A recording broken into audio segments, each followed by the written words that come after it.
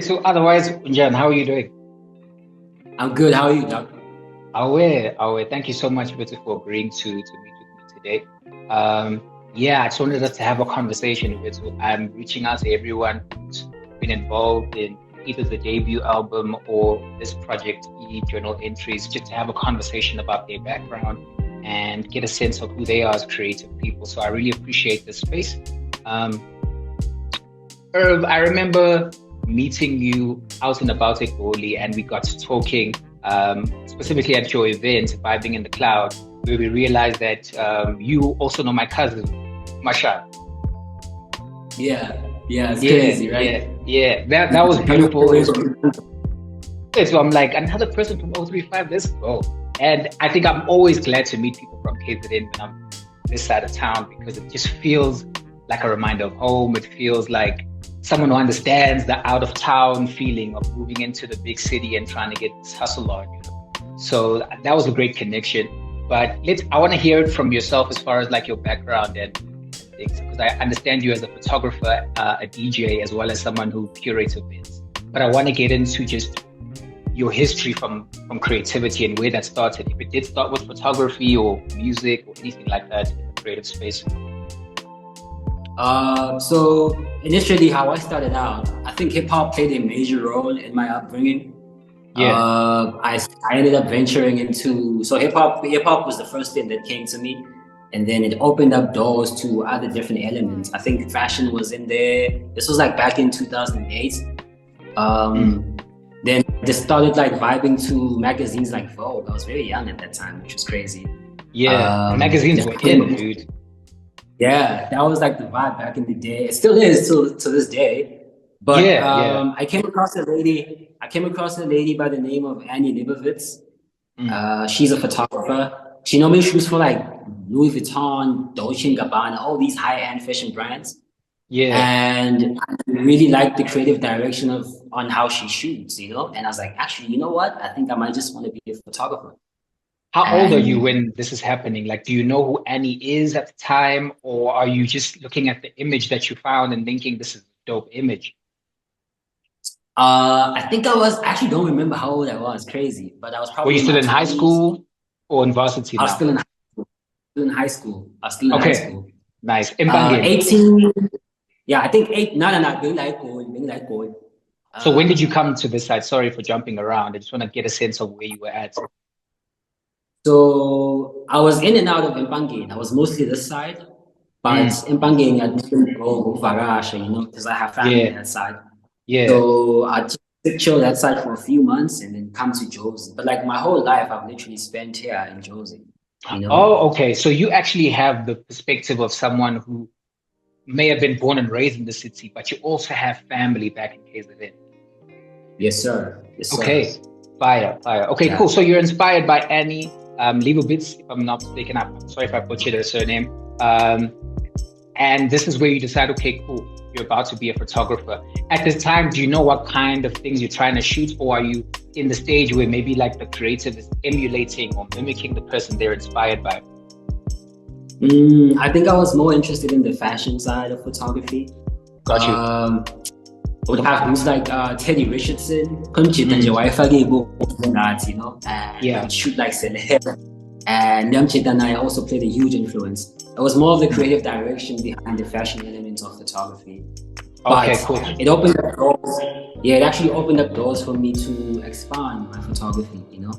So how was that expansion as far as the doors opening?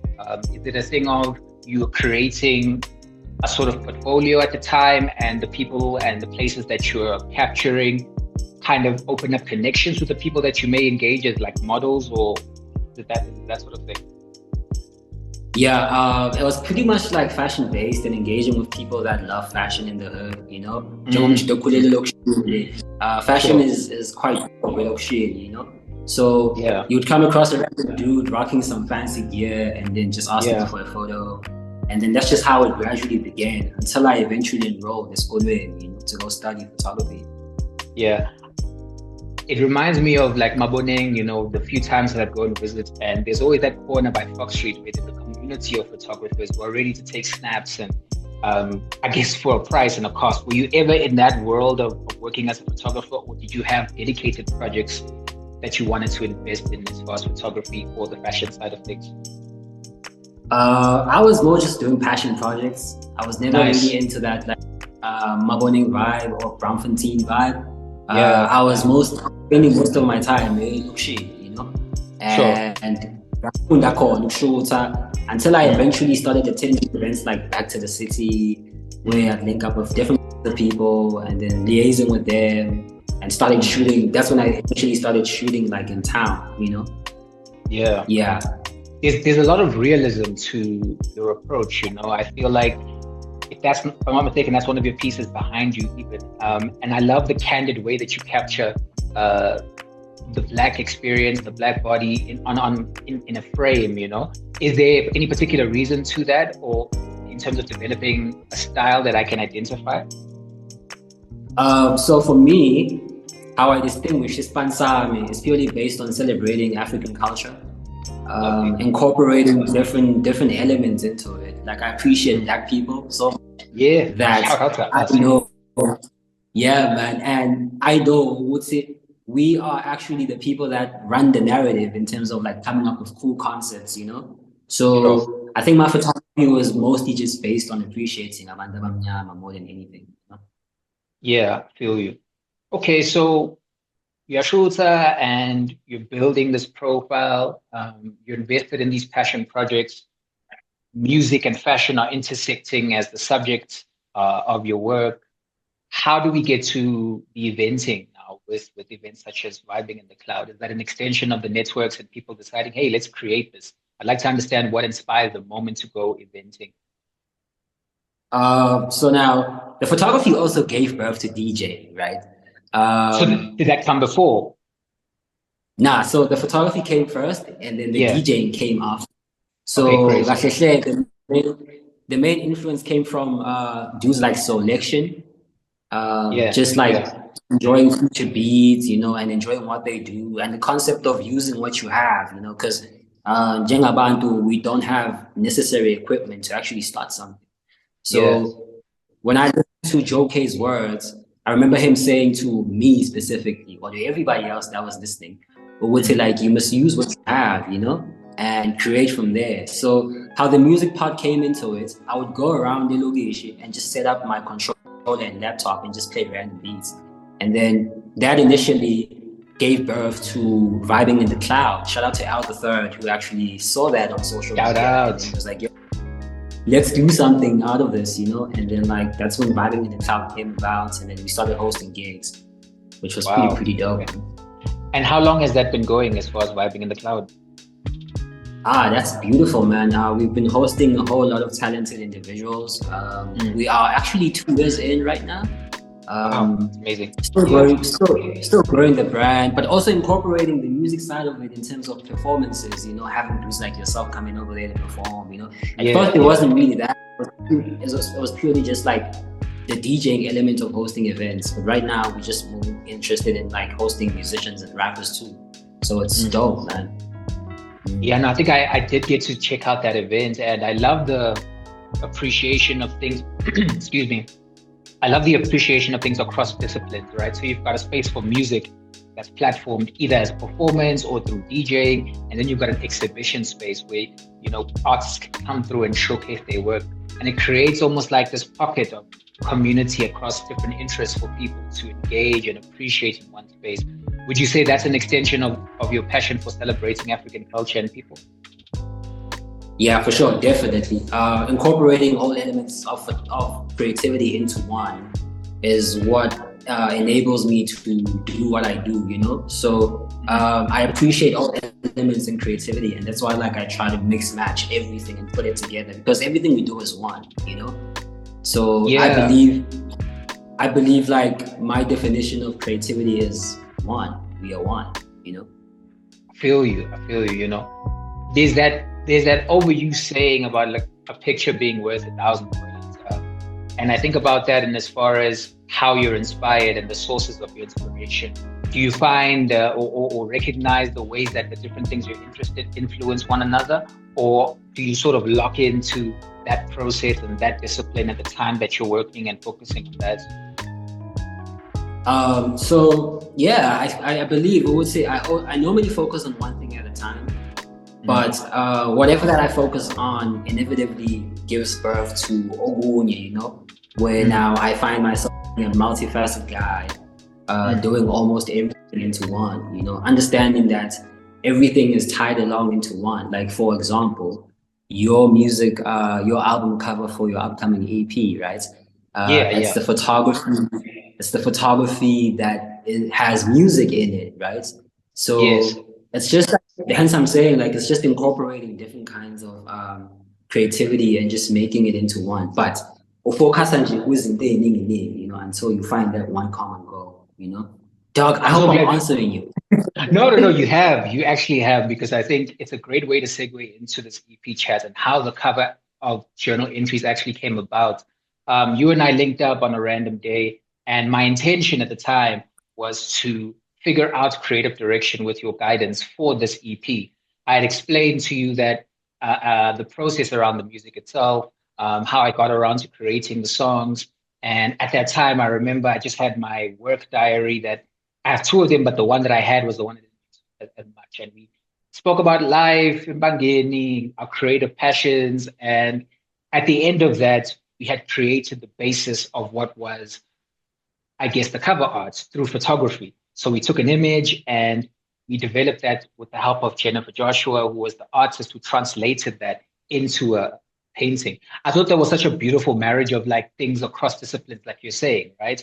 This idea of being one across creativity, and your photography, her painting, my music as a source of reference and inspiration, creating this final piece of work in an EP that is about processing ideas and looking at them once they're out there. I thought it was a beautiful outcome. How was that for you? Do you have any thoughts on that process and what it was in terms of connecting and collaborating for this project? Wow, man, that was by far one of the best projects I've done this year, because what I really liked about it was before we actually shot, I remember like you took me through those tracks, and I was listening to them. I believe those tracks are what gave inspiration for that cover to come to life, because the beat selection over there was cozy, your rapping over there is pretty cozy. So it was a beautiful experience for me. Like, I remember even when you showed me the final product, I was blown away, because I understood the power of collaboration, that we have to work as one and build something which really, really makes more sense for what we're trying to achieve at the end of the day. So that was really wavy, Dr. Man. That was beautiful. I really enjoyed it. I appreciate it so much, bro. And I want to honor you right back with that, because I think the beauty about this whole project is that every moment of inspiration came from a moment of collaboration, right? So whether it's the music in the beginning, which started as collaborating through duets with J Mark, that moved into collaborating with yourself for the artwork, as far as the photography, and then moving on to Jennifer with the painting. And now I'm in a space of creating merchandise, and that becoming the new journey. It's a beautiful way to kind of round out the message of what this EP is for me, because it's given me a sense of confidence in my ability to collaborate more consistently and across the board, and move away from feeling the need to do everything yourself, when there's beauty in approaching people with a certain skill set and a certain level of skill in that regard, you know, such as yourself. So I'm really appreciative of it, to be honest. Is there anything that you'd like to plug at the moment? You know, this is probably going out the first week of the album release.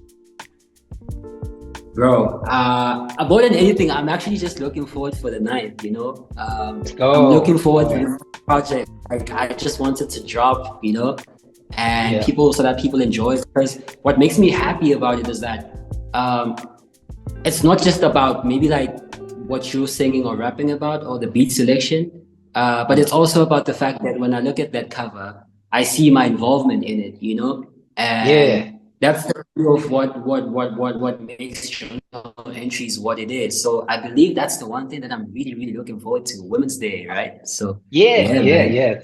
Going down, bro. Thank you so much for your time, Fitz. I really appreciate it. I definitely am going to pull up to the next Vibing in the Cloud, and I wish you all the best across your endeavors. Do you have a favorite passion across all the different things you do? or is it all treated with the same level of respect? Actually, like also skate. So skateboarding is also another passion That's that I hectic. do. Yeah. Yeah, man. That's also one of my favorite things. So if I'm not shooting, if I'm not DJing, I'm just out Yeah. skating, which is Kick one push, of the as most Lupe amazing Fiasco would say. Run it. coast to coast. Okay, easy. Mr. Nyabonga, thank you for your time. I'll be in touch with you, obviously, man. But thank you for the space to catch up and connect and to share about this. Yeah, I will. Thank you, man. Congratulations on your upcoming EP, and special shout out to everybody that was involved in it, man. It's love to you, my brother. Okay, it's love, man. Appreciate it. Carve out the words that were genuine. It's letter with money off of your uncles and heritage. Holding knuckles with wedding ring. I'm getting ahead of myself, safe in the present sense. There's honey and etiquette. I'm tracing the blessing made from the scars and their recompense. Healed of a pessimist.